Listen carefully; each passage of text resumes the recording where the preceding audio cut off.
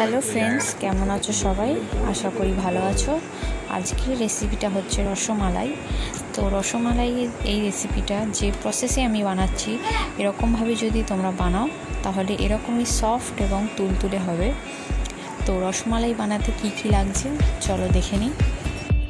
প্রথমে লাগছে 1/2 লিটার দুধ, তারপরে লাগছে বাটার আর ঘি একসাথে আমি গলিয়ে নিয়েছিলাম, তারপরে লাগছে একটা ডিম ফেটিয়ে নিয়েছি, তো বেকিং পাউডার, বেকিং সোডা দিলে কিন্তু হবে না, চিনি, আর লাগছে গুঁড়ো দুধ, আর একটা দারচিনি আর 2টো এলাচ। প্রথমে একটা মিক্সিং বলে 1 কাপ গুঁড়ো দুধ দিয়ে দিলাম, তারপরে দিচ্ছি বেকিং পাউডার 1/2 চামচ। এটা ভালো করে মিক্সড করতে হবে। তো মিক্সড করার আগে আমি বলছি, যারা আমার চ্যানেলে প্রথম এসেছো তারা যেন আমার চ্যানেলটা অবশ্যই সাবস্ক্রাইব করে দেয়। এবারে দিচ্ছি ঘি আর বাটার একসাথে দিয়ে দিলাম।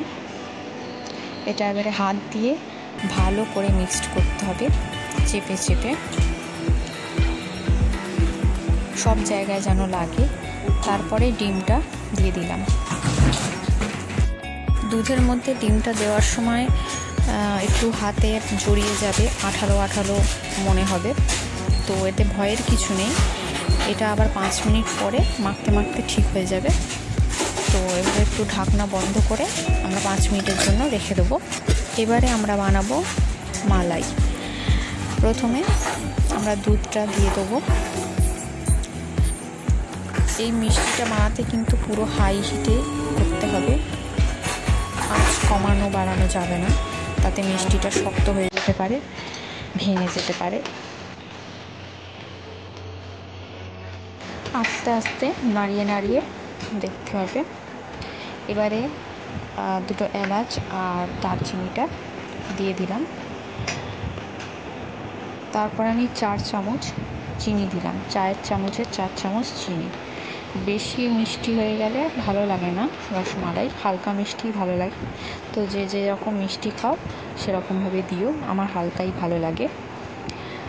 তো একবার নেড়ে নেড়ে দেখে নিতে হবে তলায় বসে যাচ্ছে কি না।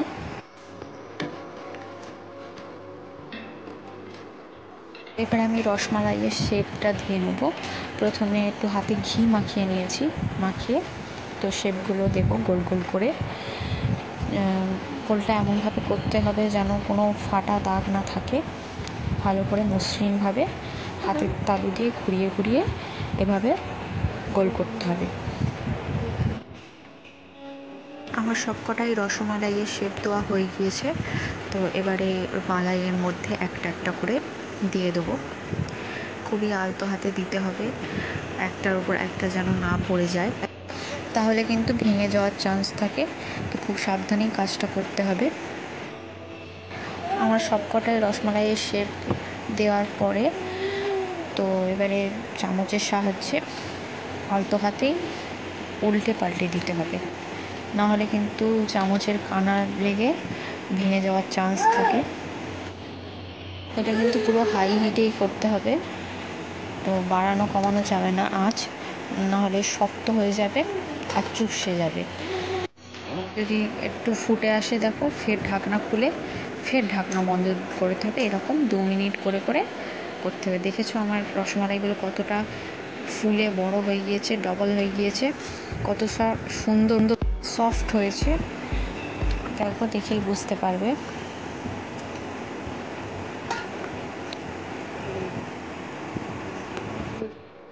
এগুলো আলতো হাতে আর একবার উল্টে পাল্টে দিতে হবে। তো এটা বেশি জোরে করা যাবে না কাজটা। তো উপর থেকে একটু কেসার ছড়িয়ে দিচ্ছি আমি, তাতে ফ্লেভারটাও ভালো আসে আর দেখতেও ভালো লাগে, কালারটাও আসে। আরও একটু ফ্লেভারের জন্য আমি একটু রোজ ওয়াটার দেবো সামান্য। তো দেখেই বুঝতে পারছো যে কতটা সুন্দর হয়েছে। তো আমি এবারে একটু আমার হাজব্যান্ডকে টেস্ট করাচ্ছি, তো দেখে খেয়ে বলুক কেমন হয়েছে। আমি এরকম আরও নিত্য নতুন রেসিপি নিয়ে আসবো। আমার খুব ভালো লাগে রান্না বান্না করতে। তো খাচ্ছে, খেয়ে দেখুক কি বলে। দেখেই বোঝা যাচ্ছে কতটা সফট হয়েছে, পারফেক্ট হয়েছে। তো ও বলছে হেভি হয়েছে, সুন্দর হয়েছে। তো ভালো লাগলে অবশ্যই লাইক দিও। Thanks for watching.